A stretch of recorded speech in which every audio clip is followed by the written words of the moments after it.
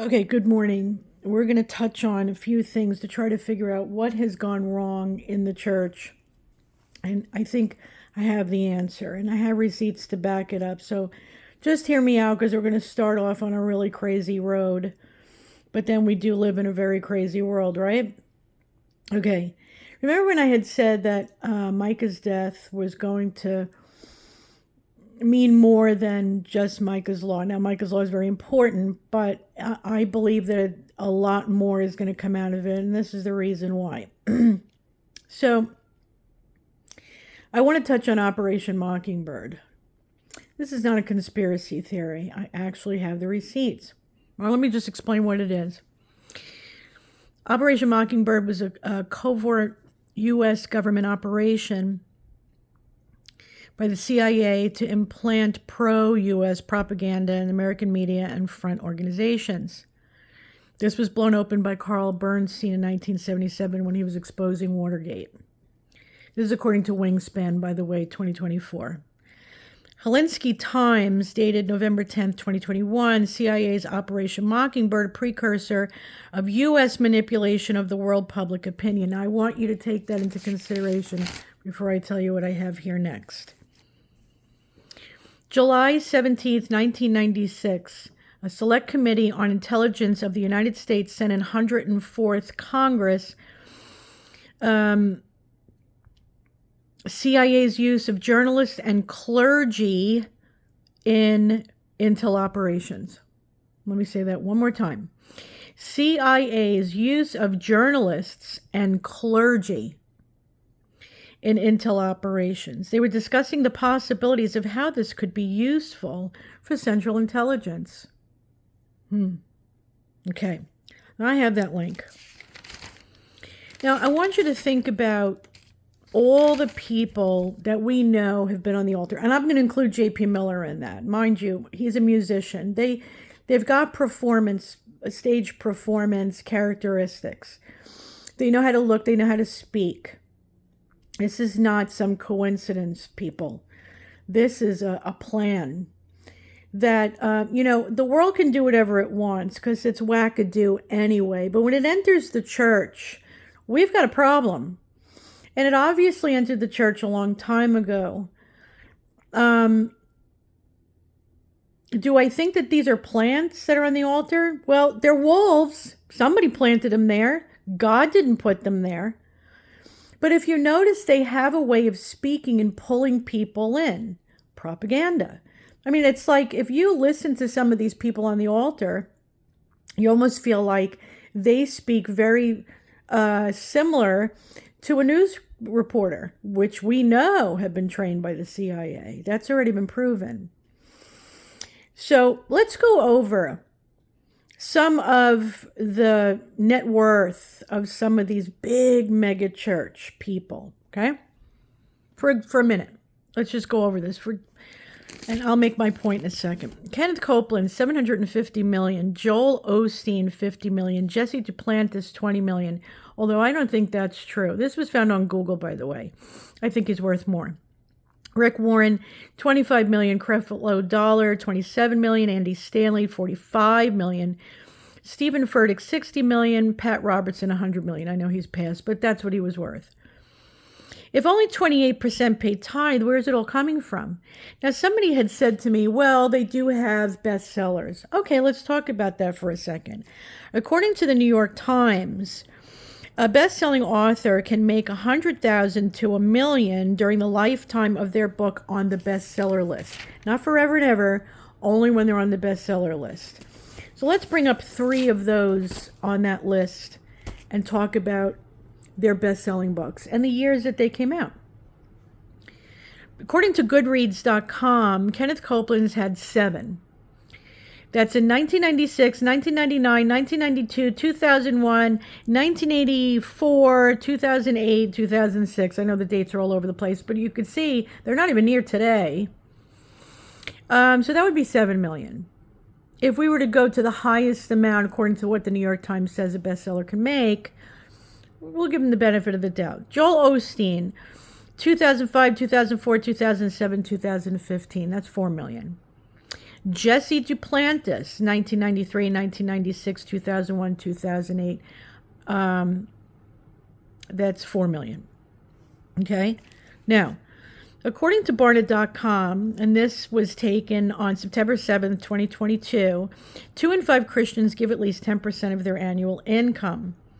According to churchtrack.com, an article that they have done, and it's based on statistics that they had ran, the State of the Church Giving, trends and statistics 2024.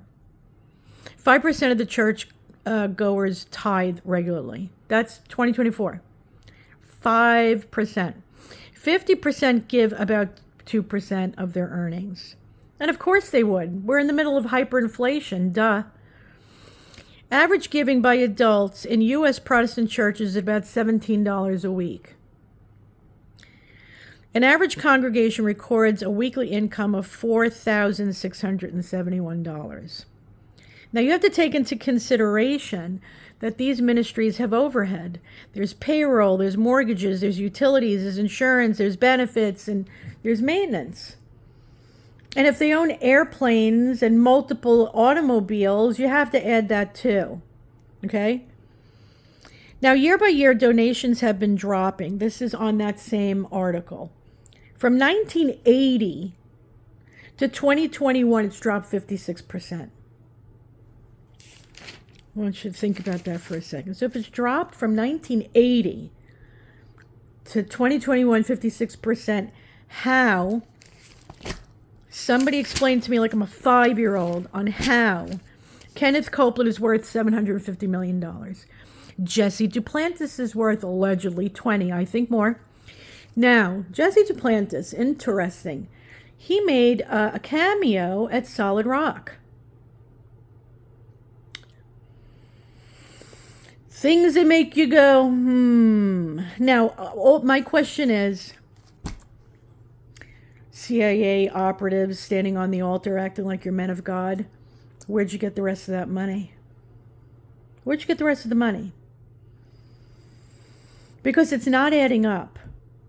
If we're in the midst of hyperinflation, we've been, 2020 started where people were losing their jobs. If you go and look on YouTube, you'll find people who've been paying for mortgages, paying rents for years and now living in their car. Businesses shut down. Okay, non-essential workers lost their jobs. If you remember, I had mentioned that earlier. All these people, I mean, we have been affected not just by what the pandemic did, but by the hyperinflation, which has been going on since Fabulous Joe has been in office. So, of course, there's going to be less tithing.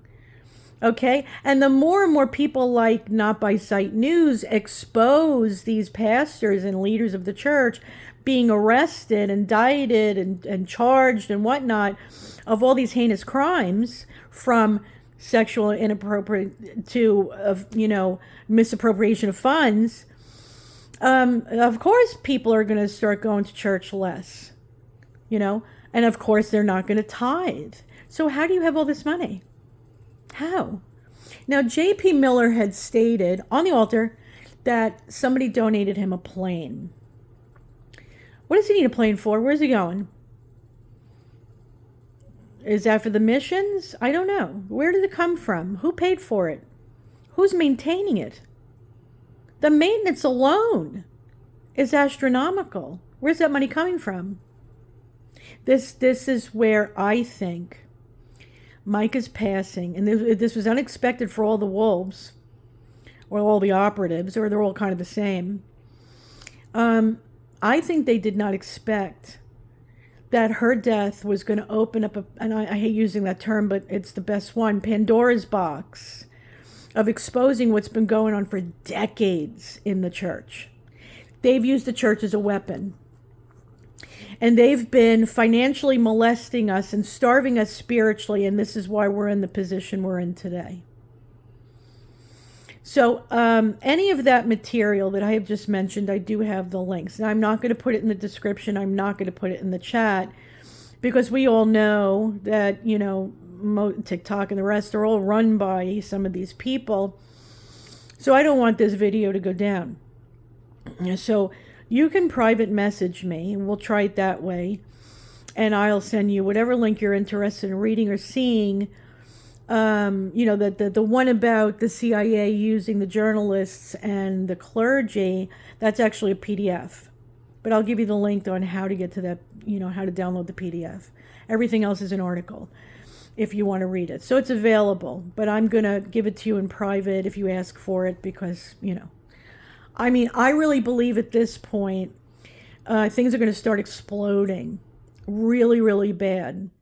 And I'm going to touch on very soon how a lot of congregants feel betrayed and disheartened. But right now, I want you to think about this. Now, you mathematicians, you economists out there, the ones who got that gift with numbers, you put it together and you tell me how you think with such low percentages in tithing, going as far back as 1980, and especially in the past 4 years, and bestsellers, that's not going to answer. It doesn't even come close to the alleged net worth of most of these people. How did they get that money? Now remember, again, there's overhead. So you got to take that into consideration. So if you can answer that, I'd love to hear from you. But if you can't, we got to pray these people out and pray them out quick.